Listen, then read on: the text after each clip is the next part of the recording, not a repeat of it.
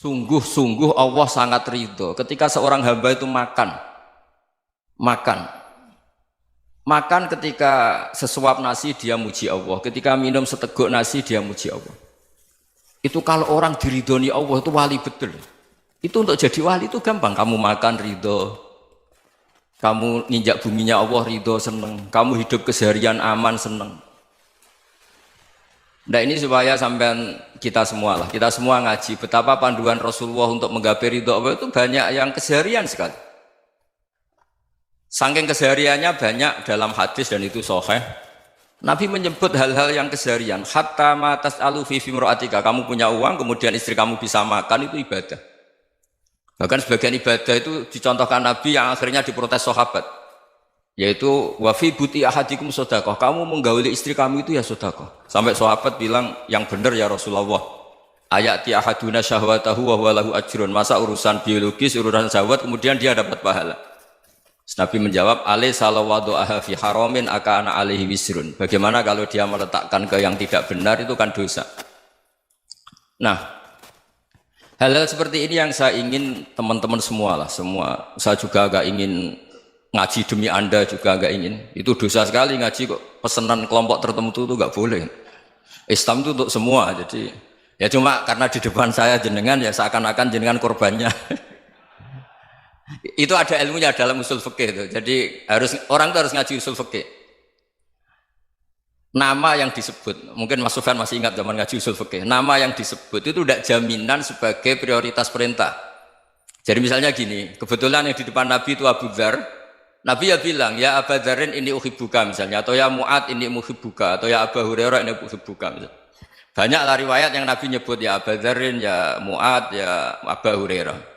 Kemudian misalnya Nabi meneruskan khitab, ini uhibbuka, saya mencintai kamu, fakul dubur sholatin, atau sebagian riwayat disebut fala tada'an la dubura kulli sholatin, Allahumma inni ala dzikrika wa syukrika wa husni ibadatik. Saya mencintai kamu, siapa saja. Mu'ad bisa, Abu Dzar bisa siapa? Saya mencintai kamu, mohon kalau habis sholat kamu jangan lupa wiridan Allahumma a'inni ala dzikrika wa syukrika wa husni ibadatik. Ya Allah, tolong kami permudah supaya mudah ingat engkau. Anda tidak bisa mentang-mentang, wong nama saya Parmin, nama saya Purnomo, itu yang diperintahkan Mu'ad misalnya. Jadi yang disebut satu, tapi khitab itu untuk siapa saja. Saya teruskan. Jadi saya mohon semua kita melakukan kebaikan itu kalau dalam kaidah fikih disebut al yakin la yuzalu bisyak. Banyak kebaikan yang kebenarannya itu 100%. Tidak punya efek samping ke pihak lain, ke kelompok lain, ke komunitas lain. Itu tadi misalnya Anda makan dan itu murah sekali, hanya butuh satu piring. Setiap punyaan kamu muji Allah, setiap minum kamu muji Allah. Itu redaksinya Rasulullah SAW disebut Allah sangat ridho ketika seorang hamba makan, kemudian dia memuji Allah, atau minum kemudian dia muji Allah. Logikanya gampang. Negara seperti ini yang kamu harapkan bentuknya kayak apa, mertua, ipar, komunitas, tetangga, itu nyata terjadi itu kan belum pasti. Sementara yang mesti terjadi adalah kamu butuh makan, kalau tidak mati. Butuh minum, kalau tidak mati. Butuh bumi yang nyaman ditempati, kalau tidak kita juga mati. Sebab itu Allah kalau menyebut nikmatnya itu hal-hal yang keseharian. Alladzi at'amahum min ju'. Allah itu siapa? Allah itu yang menciptakan kamu bisa makan.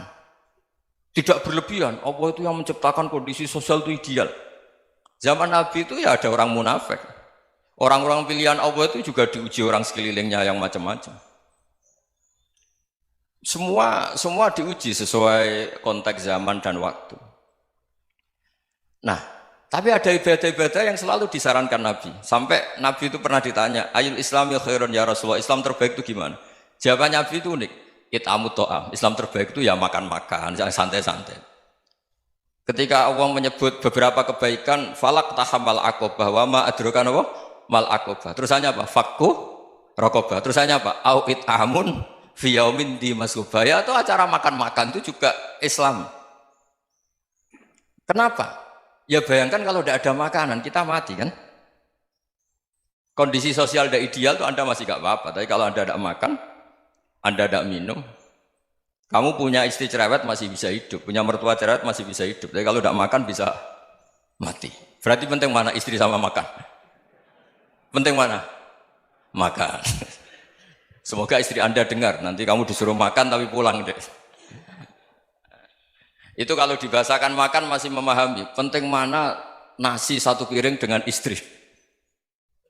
Nggak ada nasi mati, nggak ada istri belum mati. Penting mana? Gak berani jawab kan? Nah, ternyata Anda ada garang kan di depan istri. Jadi saya mohonlah, mungkin Mas Sufyan Sauri tadi yang bisa bantulah. Teman-teman tuh ngaji yang keseharian saja. Karena kita nyari ridha Allah itu berdasar firman Allah. Dan firman Allah itu menyebut keseharian tuh riang, gampang. Yaitu tadi misalnya wa min ayatihi manamukum bil laili wan nahar. Termasuk ayat-ayat Allah itu kamu tidur. Maka dulu itu ada guyonan, ada tokoh Mu'tazilah, kelompok dalam Islam yang berpikir manusia itu bisa menentukan ikhtiarnya sendiri. Karena saya bisa duduk, ingin berdiri, berdiri. Karena kelompok ini nggak terima kalau semua kehendak Allah, nanti bagaimana kalau semua kehendak Allah kok ada hisab ya, ada sanksi. Lucunya itu dia akhirnya, ini cerita ya, mencintai seorang perempuan, cantik sekali. Dan itu dia menjadi ahli sunnah itu oleh hal-hal yang sepele. Karena istrinya cantik, ya namanya suami istri hubungan intim. Terus ditanya, Mas, masih ingin lagi? Masih. Silahkan diulang lagi. Wah ya tidak bisa. Katanya manusia bisa menentukan yang diinginkan. Itu tobat itu. Itu nggak bisa ditobatkan Mas Sufyan Ats-Tsauri. Orang cantik yang mudah nobatkan orang itu orang cantik. Segampang itu. Akhirnya kita tahu, makanya kalau dalam kitab Hikam itu disebut al-aqil mayyakul madza yaf'alu wa hubi wal ghafil mayyakul madza af'al. Orang yang punya akal karena sadar ini wilayah Allah, semua milik Tuhan. Itu dia tiap hari berpikir, besok Allah akan melakukan apa terhadap dunia ini. Kamu merencanakan suatu mau plesir, ternyata gempa. Mau wisata ke Rusia, ternyata perang. Kamu tidak pernah tahu apa yang akan terjadi besok. Wa ma tadri nafsum madza taksibu ghadan. Tapi anda semua kita ini sering punya jadwal permanen. Makanya saya kalau diundang siapa saja, sanad takdir. Yang jelas Gus ini acara penting. Ya masih acara penting nak pangeran ngersakno piye? Kok ape dadi pangeran? Kamu kok mau jadi Tuhan? Itu kadang ya kiai. Penting Gus acara ini jenengan harus memastikan bisa. Loh kamu itu yang ngajarin tauhid, sesuatu itu biadillah kok bilang-bilang apa pasti. Kalau maksa terus tak tobatkan loh kamu kata saya. Ya kalau gitu Gus bilang insya Allah. Wah itu hati saya, fisik saya, roh saya sudah bilang insya Allah. Tidak usah kamu latih kata saya. Nah hal-hal tauhid keseharian itu gampang sebetulnya. Wal ghafil yaqulu madza af'al. Tapi orang yang lupa Allah dia setiap hari bilang besok apa? Kita bisa melakukan apa? Seakan-akan dia itu aktor, dia penting, dia subjek permanen, dia. Padahal kita ini hanya objek kehendak Allah Subhanahu wa taala. Karena kita yakin sesuatu yang terjadi di alam raya ini kita tidak bisa apa-apa. Makanya saya sering ngaji, sering bilang saya, ketika Anda mensifati Allah, Dia yang menghidupkan. Sudah itu tanamkan sehingga ketika kita mati santai saja. Kenapa santai? Allah punya cara menghidupkan kita. Zaman kita hidup juga gak tahu caranya ngelola jantung, ngelola paru-paru. Kamu juga gak tahu ngelola oksigen yang tidak beracun, tidak mengandung polusi. Tahu-tahu hidup. Gak ingin tua ya tahu-tahu tua, gak ingin mati tahu-tahu mati. Selama ini kita hidup juga gak tahu apa-apa sebetulnya. Hanya gaya tok, punya jadwal, punya planning. Kalau kamu bisa menentukan pilihan Anda, pasti Anda istrinya cantik, 4 neriman semua, kona'ah semua. Nyatanya enggak kan? Ada 1 jelek, cerewet. Oh itu kan, nyatanya enggak bisa apa-apa Anda kan? Dan kamu bawa mati lagi. Itu kan, istri Anda juga gitu, punya keinginan, punya suami yang ganteng, yang jabat, yang neriman, yang enggak poligami. Ya enggak kesampaian juga. Kalau kita ngitung tingkat kegagalan kita itu gagal terus. Ya kan? Nah, terus ingat Allah, madza yaf'alu wa bi. Orang yang punya akal selalu berpikir Allah itu menghendaki apa terhadap saya. Lalu sama-sama orang melihat orang yang serius, itu kata Anda itu pemikir berat, serius, senang punya tokoh yang merengut tuh, karena kamu anggap serius. Tapi sebagian orang menganggap orang yang serius itu wong merengut, wong masam, wong muka kok ditekuk. Jadi sama Itu hati, ya muqallibal qulub tsabbit qalbi ala dini. Karena kita nggak tahu cara berpikir kita tentang orang lain, tentang sekeliling kita. Misalnya kita orang baik yang jenis ngrumat fakir miskin. Ada orang bangun masjid mewah itu janggal. Apa artinya masjid mewah kalau banyak orang kelaparan? Tapi kalau yang jenis pendidikan apa artinya masjid mewah kalau tidak bisa ngaji? Nanti yang jenis infrastruktur apa artinya ini kalau semuanya punya sudut pandang yang berbeda-beda. Dan Islam mengapresiasi semua kebaikan. Tapi katakan semua kebaikan itu adalah kehendak Allah Subhanahu wa taala. Karena apapun baik Anda itu pakai fasilitas yang diberikan oleh Allah Subhanahu wa taala. Sehingga ini yang disebut qulillah tsumadarhum fi khawdihim yal'abun. Ya kembali tadi ke tema-tema bahwa keseharian Anda ini sudah Islami. Saat Anda tidak bisa melakukan apa saja.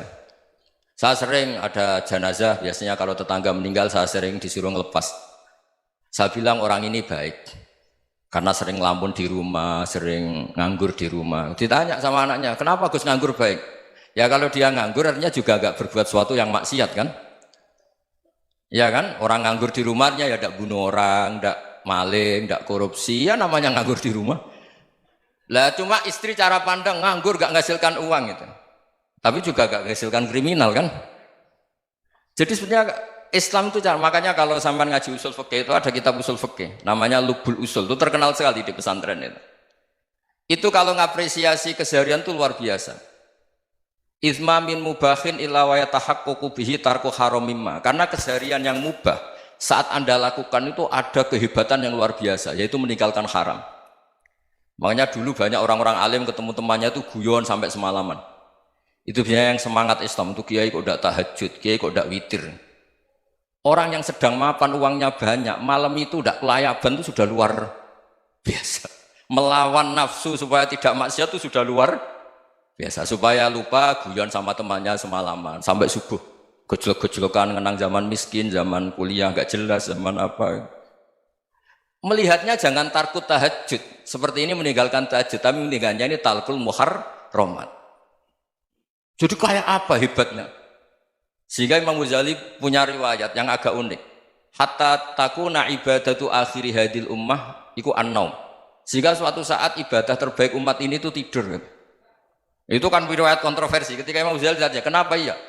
Kenapa kamu mulai keluar dari rumah itu sudah banyak maksiat? Melihat perempuan yang enggak mahram, melihat fenomena. Tapi kalau kamu tidur itu enggak melihat apa-apa.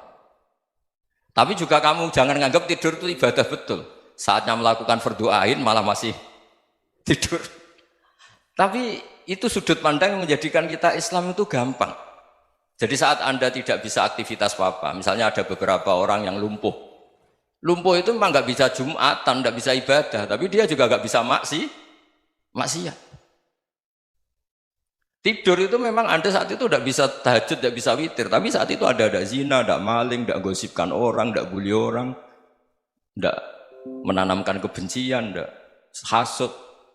Sehingga tidur menurut Allah Ta'ala wa min ayatihi manamukum billaili apa? Wan-nahar. Karena di tidur itu selain ada unsur istirahat, jaga kestamina, juga ada unsur meninggalkan beberapa keburukan. Nah saya mohon ibadah yang keseharian ini kita jaga.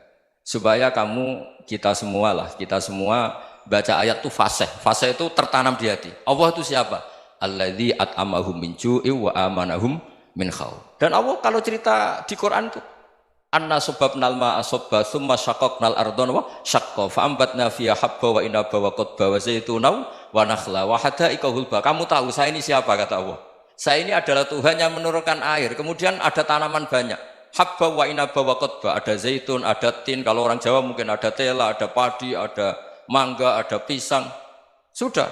Wa inaba wa zaituna wa nakhla wa hadaika hulba, ada perkebunan yang lebat.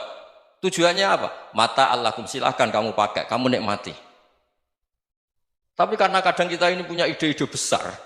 Tadi untuk syukur saja nunggu punya istri riman, rumah baik, tetangga baik, komunitas baik, semuanya baik baru syukur. Lama-lama nanti ada di surga, syukurnya nunggu surga paling kelas A. Itu sudah ada yang menghuni Rasulullah, kamu nggak boleh di situ. Masa untuk syukur saja? Repotnya Masya Allah. Jadi mohonlah Quran yang kalau Anda hafalkan juz sama itu kan ada ayat-ayat yang kayak tadi. Ya, fal yang dzuril insanu ila ta'ami. Coba lihat Apa yang kamu makan ya? Dari mana? Dan untuk mempertahankan hidup kamu keseharian. Jadi jangan kira ibadah itu harus membentuk komunitas yang versi Anda. Ibadah itu harus hal yang mulu-mulu. Kesehariannya Anda alami. Loh, ini saya tidak bikin-bikin. Saya ngaji bukan karena berdasar pesanan. Itu ayat yang saya bacakan betul ada ayatnya kan. Fal yang dzuril insanu ila tu'ami anna sobabnal ma'a sobba thumma syaqaqnal ardo syaqqa fa ambasna fiha habba wa inaba wa qadba wa zaituna wa nakhla wa hada'iqa ghulba. Terusannya apa? Mata'al lakum, silakan kamu nikmati. Mata itu silakan kamu nikmati. Ya kayak sampean dikasih hidangan ya makan. Ya sudah makan, habis makan ya minum, habis itu ngantuk ya tidur. Ya sudah normal-normal saja. Kayak apa indahnya Islam? Tapi Anda mencari Islam yang gimana lagi? Nah itu yang diajarkan guru-guru kita, diajarkan sanad kita sampai Wali Songo, sampai Rasulullah SAW. Bahwa pada akhirnya ada jihad, ada perang. Itu dulu memang perang, bukan membunuh, beda. Dulu kita dijajah Belanda ya perang, dan itu normal karena kita dijajah. Jadi ketika orang lain ingin baik sama kita, wa in ahadum minal musyrikin astajaruka ya fa'jirhu hatta yasma'a kalam Allah. Kalau mereka ingin baik ya kita baik. Makanya ada istilah musta'man, mu'ahad. Kalau mereka ingin damai, berdampingan dengan kemajmukan ya itu yang lebih baik. Karena memang Islam menghormati proses perdamaian. Wa in janahu lis-salmi ya fajnah lah. Kalau ingin damai ya kita harus